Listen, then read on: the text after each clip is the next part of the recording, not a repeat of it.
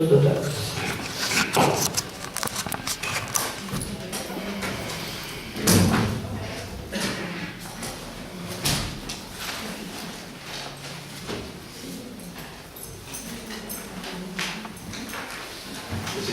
senhora presidente da Câmara de Vereadores de Palmares do Sul, meus cumprimentos, muito boa noite.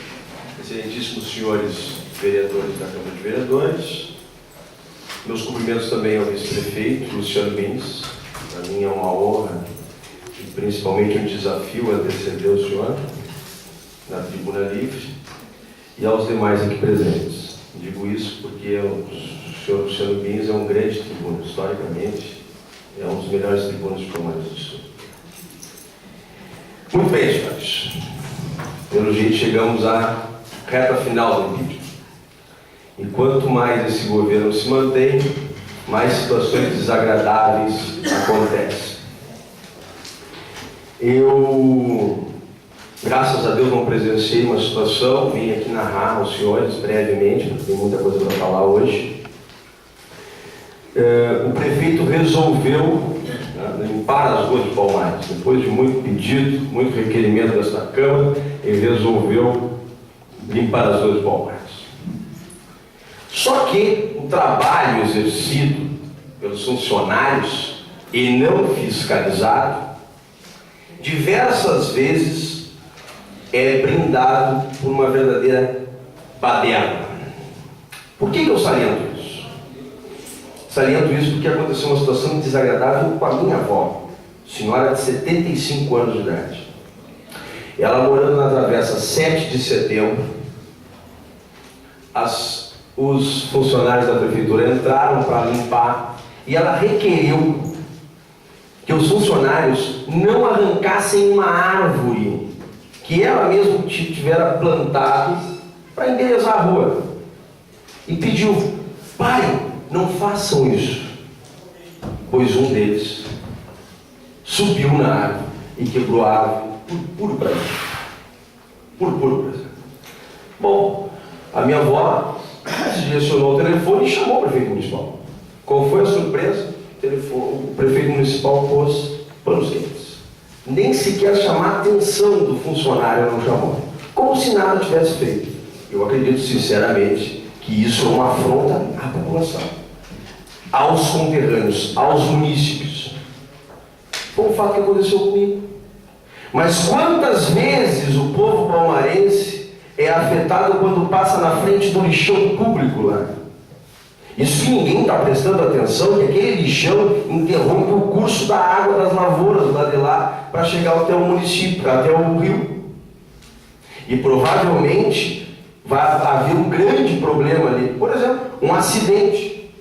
Eu tenho fotos aqui, tiradas alguns meses atrás, do fogo.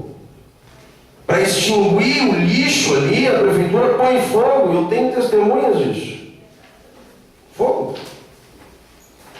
Está aqui o lixão, senhor. E ninguém faz nada. E continua botando lixo. E a população ainda se acha no direito de pôr lixo também. Vai lá, tombadeiras e tombadeiras de entulho. E daí a prefeitura, para remediar o negócio, às vezes passa uma máquina, soca aquele entulho para botar mais lixo. Isso é crime. Crime ambiental. E deve ser proibido. E as autoridades devem fazer alguma coisa.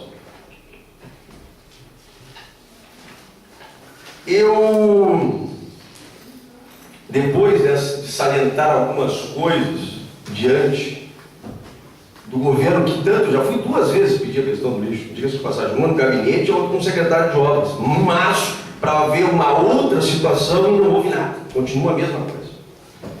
Bom, sobre a conduta da Câmara de Vereadores, eu só tenho que elogiar a Câmara pela boa condução do processo de impeachment, incansavelmente notificando ele para se manifestar, mas se manteve sedente. Como estudante de Direito, e acho que não vou deixar nunca de ser estudante de Direito, estudo sobre a conduta do réu, sobre a conduta daquele que é inocente e injustificadamente acusado. O sujeito, quando é inocente, ele grita. ele esbraveja, ele enfrenta exércitos armados para provar que é inocente. E não tenta ajeitar situações, tenta manipular processos tecnicamente, tenta ganhar prazo, tenta manipular através de petições muito bem pensadas, muito bem articuladas, a fazer então demorar em passar o prazo. O prefeito teve a oportunidade essa de se manifestar, oportunidade esta de provar por A mais B que os fatos denunciados no processo de impeachment não tinham fundamento, e não o fez.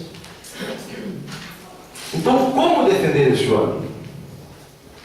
Como não ter 9 votos na urna no dia do julgamento? Como? Não houve defesa. Ofereceu defesa escrita. Não gritou aos 4 ventos ao povo palmarense que era inocente e estava sofrendo uma injustiça. Eu não entendo. Talvez porque esteja muito seguro de que a Câmara de Vereadores não vai desempenhar um bom trabalho. Talvez esteja seguro que os vereadores de Palmares não terão coragem, como ele disse lá atrás, que não teria homem para ter coragem para interromper o curso dele na prefeitura, porque o povo palmarense não tinha ânimo de fazer isso. Falou, tem testemunhos. E não falou uma vez só, falou várias. Isso é público notório, todo mundo sabe disso. E daí o que acontece?